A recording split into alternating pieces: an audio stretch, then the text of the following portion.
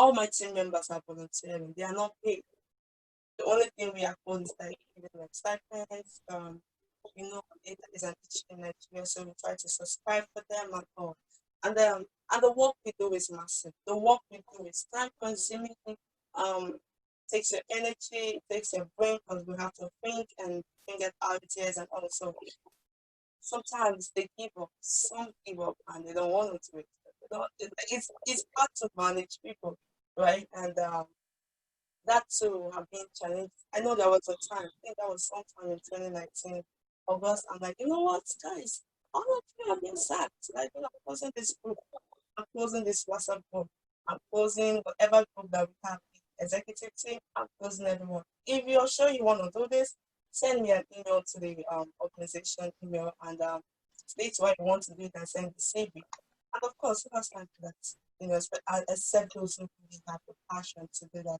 So it's been challenging working with individuals and and all. There are times when between 2018, 2017 to 2018, and I was like one of the roughest times in my life. That time I didn't have an accommodation. There was a time I was going with back and forth with you, furniture about finding a place, even if it's Yeah. in my head and something, but like, it was crazy. I just think that I didn't get to the part where I stayed on that bridges and all, right? Um, there was a time when I found a friend and she was like, "Oh, my elder sister, she lives alone with her daughter and she has a spare room she can stay and you can stay there and be okay, fine. Think of this person." And I went there. 2 weeks into staying there, something happened. It's a boyfriend that was there. I don't even know what happened, but I came home to know and then all hell let loose and all this friend I was almost saved, but somehow I was out of the situation was crazy. It was just a blessing or a miracle because I don't even know how I escaped from that house. It was middle of the night in February with snow, with cold, and I was just with really, nightwear, no slippers, no shoe, nothing, the snow, the cold, everything. I ran from that house and I never went back, left my properties and everything onto a new life. But thank God today, today, um, yes, I'm fine.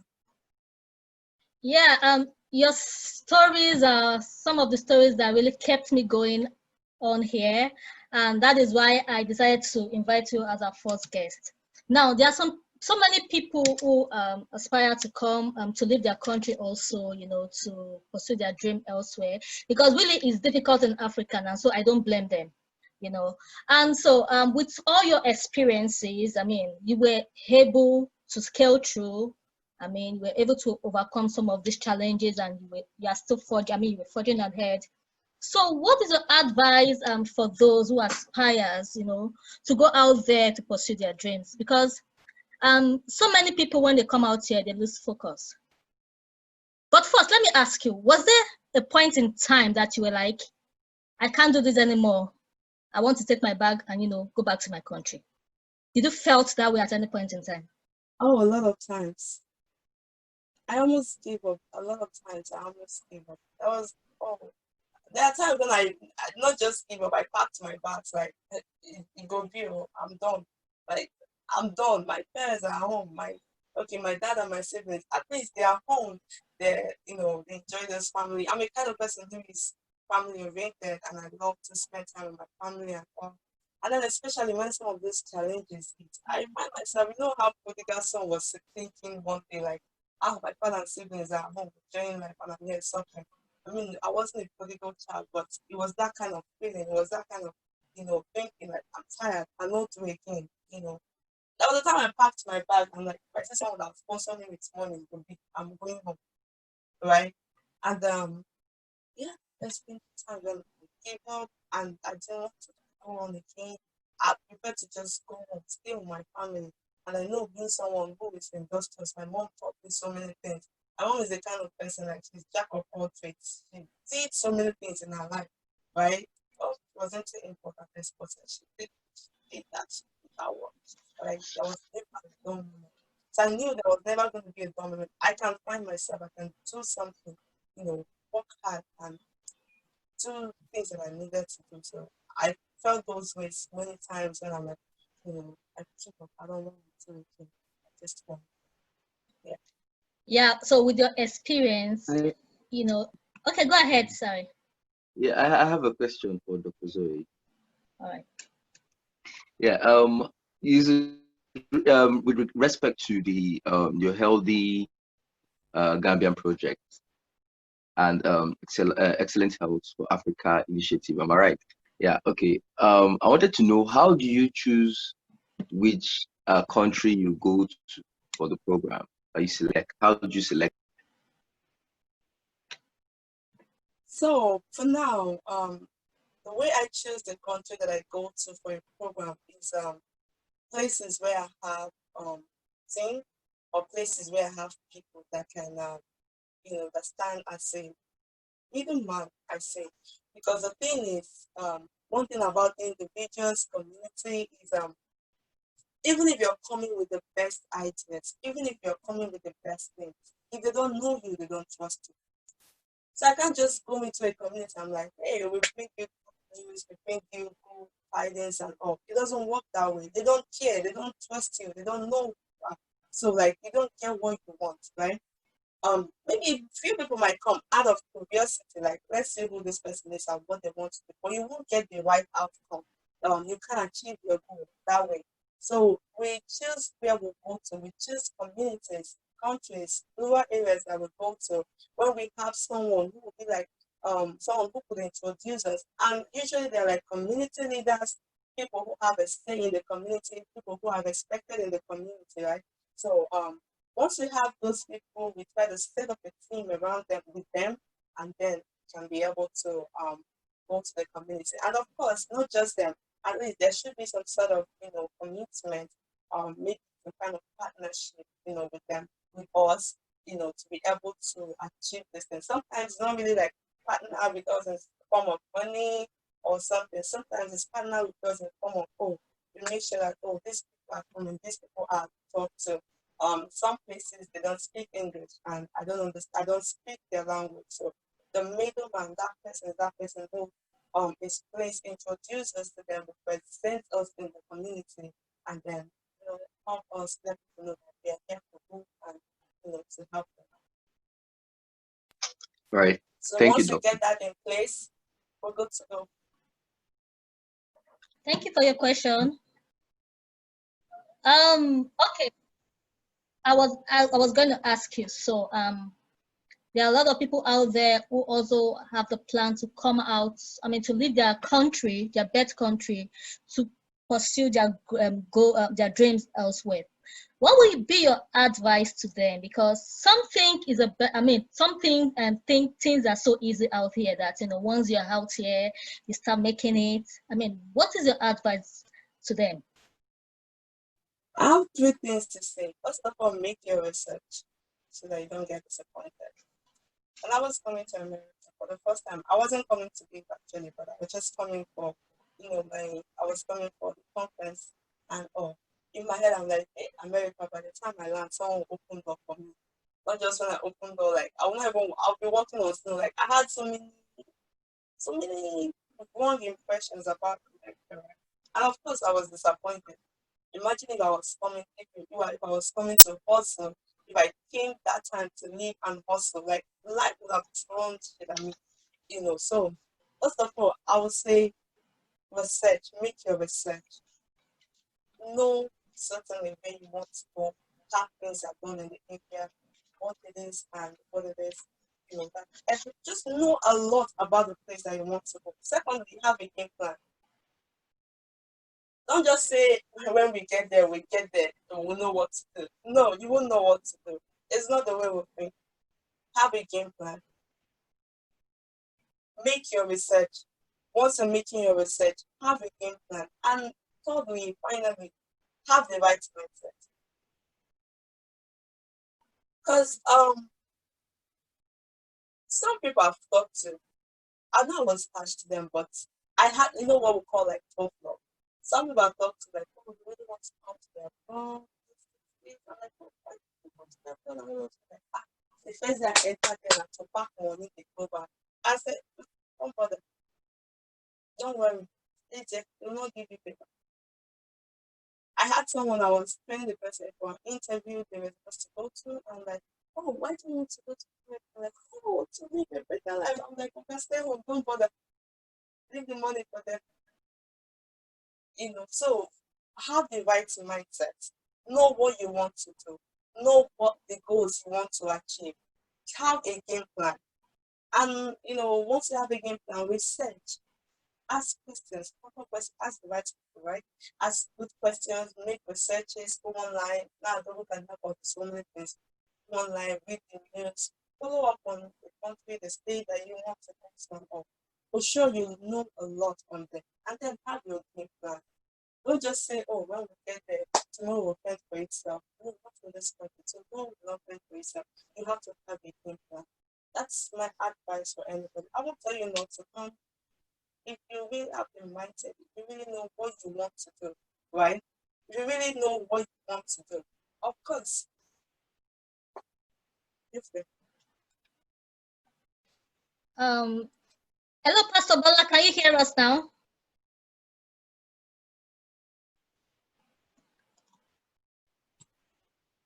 All right, I think he's having issue with his audio. So, Priska, yeah, if you were asked today to leave this country, go back to Nigeria, and become the president or a senator in Nigeria, would you leave all you're doing out here, to take up the offer? many people that know knows the answer to that. No? Yes. Why no? I said yes. I said oh yes. Oh, okay. Yeah. Because yeah. So yes. So why yes? Yes, because looking at the state of things, looking at how things are in the country, especially in the health sector where I have my interest in, I have my passion in, things are not really going the way it should be. I feel like there are some things like I don't need to be a president that this things should be this way, should be gone this way, right? I don't even need to be like as a normal citizen of the country. There are things that, as you're saying it, these are things that you should know that should be done, right? So, if I'm given the opportunity, yes, because things are not going right, and it looks like the people at the top, they don't even care. They don't even care because all the things, it looks like all the things that they need, they can get it elsewhere, and they can afford it, and every other person should be them. So things are not really going the way they should be. I was having a meeting. I was working with one lady. She's like a mentor to me. She lives in Canada. One of the times when I went to visit her in Canada, we were talking about all of those things. So we talked about my organization and some of my dreams, some of the things that I wanted to do. And she was like, okay, good luck with that. I'm like, okay, why are you talking like this? She said that the medical association in Canada and all, they had something, they had like a meeting and all. Most of them wanted to go home. Now they're not just going home, they're going home with equipment, like making sense, high tech, high end equipment to make things better in Nigeria. Right? And most of the things are going to be things that free, like medical, free medical things and things like that. But now, like, when you're going with all these high tech, big equipment and all, custom duties and all, just your people for the people. So, like, since we're doing this for our country, we're doing this for people. They reached out to the government, like, okay, can we have a kind of partnership? Take away these custom duties and all of these things that we need to do. We need to set up. When we set up, we're taking care of the country.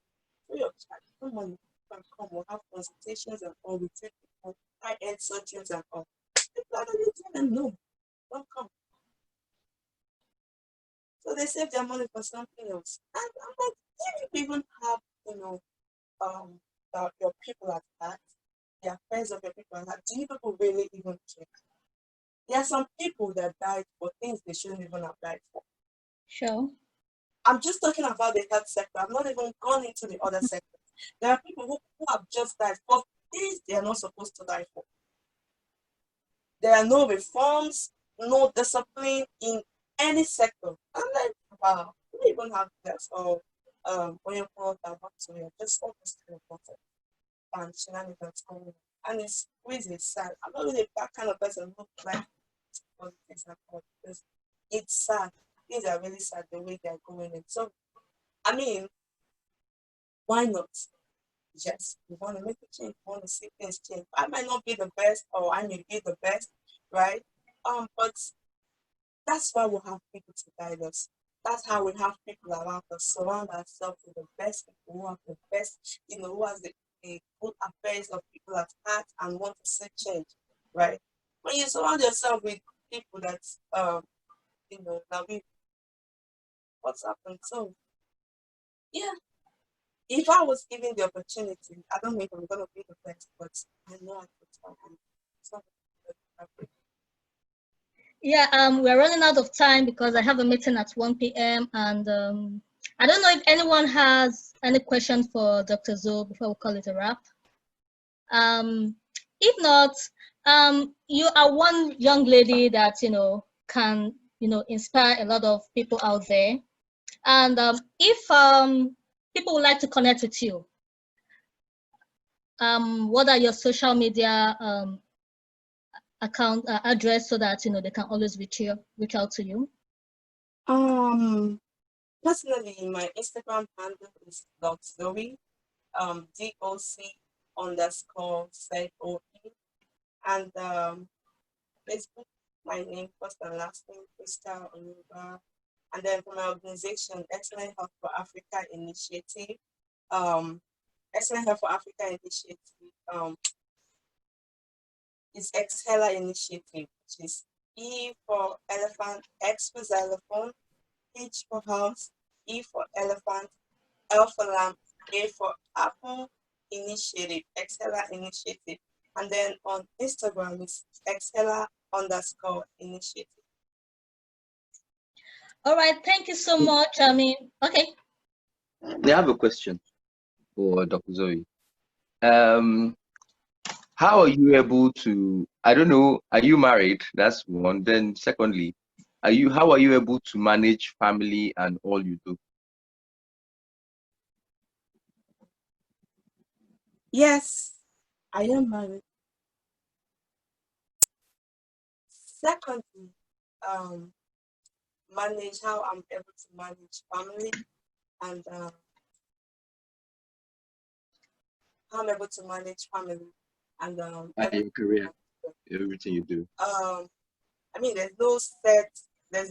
I don't have kids at the moment, but there's no set formula or something to say, oh, this is how you do it, and also like something learning every day. Or I try my best, set out time to be able to, spend time with family, spend time with loved ones, and spend time with loved ones and all. But it's something that I learn every day. There are times when I make mistakes. There are times when I could have done this better. And when that happens, I take note of that, make corrections, and I learn every day.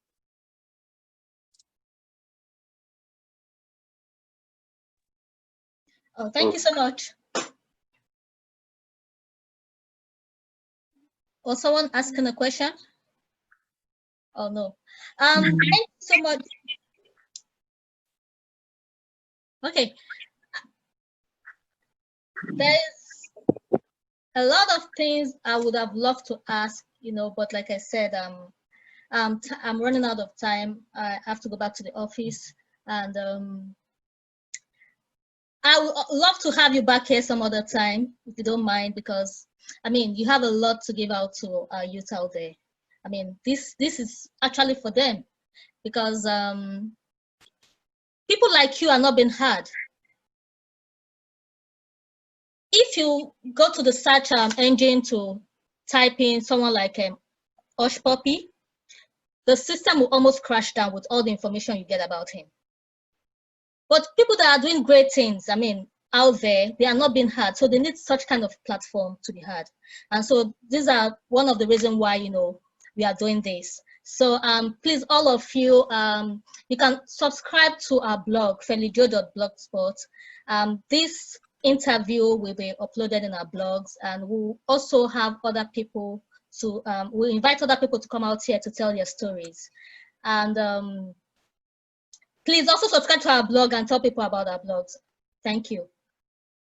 Yeah, thank you so much, Priska, for joining us. There was one question I wanted to ask that people have been asking me. The name Doc Zoe, where does that come from? They were like, is she a medical doctor?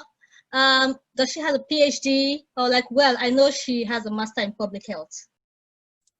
Oh yes, that's really a tricky one, right? So Dr. Zoe is actually how do we even say pen name? Okay.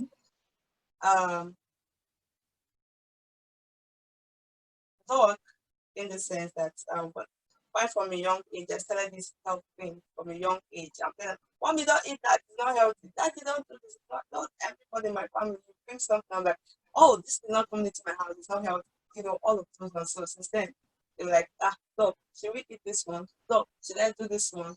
You know, so that's how the Doc came. And we were like, oh, Doc, this one, Doc, that one, you know, because of the, my health, the way I'm really passionate about health, about people doing things that are healthy, about people living healthy lifestyles, so that they think me, so, right? And then Zoe was Zoe means like a new life, the God's kind of life, right? And I felt like after my mom died and I went through everything that I went through was like a new life for me, because like, God giving me like a second chance or something, not like a second chance, but like an opportunity to do good with my things, with everything. So that's where the dogs are. Nice to know that. So last word for participants, yeah, you are a health professional, and with what is happening around the world, so what's your advice on staying healthy during this pandemic? First of all, at this point now, I really tell people to protect their mental health right now. Because so many things are going on, so many information, truth, bad, good, sad, fake, truth. All of those things are going on right now. So most of my advice really is to protect your mental health. First of all, I stopped watching news for a month now. When I turn on my TV, I'm either watching a movie or playing the music. I stopped watching it because it feels like nothing good comes out from the news. And somehow, at the end of the day, when you're done watching news, you have to feel anxious, sad, angry, or something. You don't feel happy, you don't feel good. I stopped watching it. So feel that the kind of information that goes into your health, this is to protect your mental health. And of course, just live healthy lifestyle, stay healthy, eat good food, make sure your food is filled with fruits and vegetables. Drink a lot of water. Drink a lot of clean water. And of course, exercise your body. I know some of us can work from home right now.